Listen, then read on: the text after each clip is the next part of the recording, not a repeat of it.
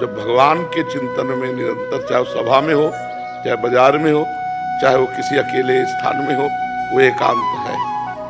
और जो भगवान का चिंतन नहीं करता है, अकेला बैठा है और प्रपंच का चिंतन कर रहा, तो वो बैठा अकेला दिखाई दे रहा है, लेकिन पूरे संसार में है, वो अकेला नहीं है, वो एकांत नहीं है।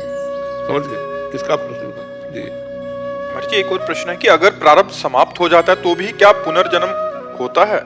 प्रारब्ध समाप्ति नहीं होने वाला।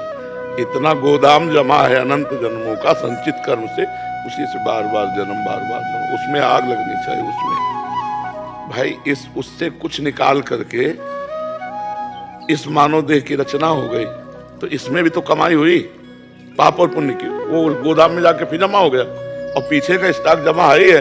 अब फिर हमें सुअर, कुत्ता, गधा, न जाने क्या क्या योनिया, उसमें आग लगे और यहाँ का जमा ना हो पावे, और जो आया उसे भोग ले, तो मुक्त हो गए। यही भक्ति सिखाती है, यही ज्ञान अनुभव कराता है।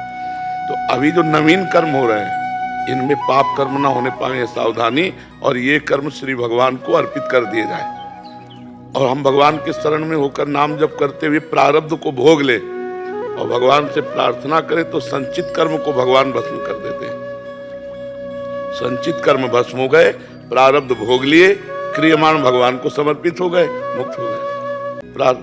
प्रारब्ध आए, प्रारब्ध होता है, अगर तुम्हें बिल्कुल सीधे शब्दों में बतावें तो जैसे हम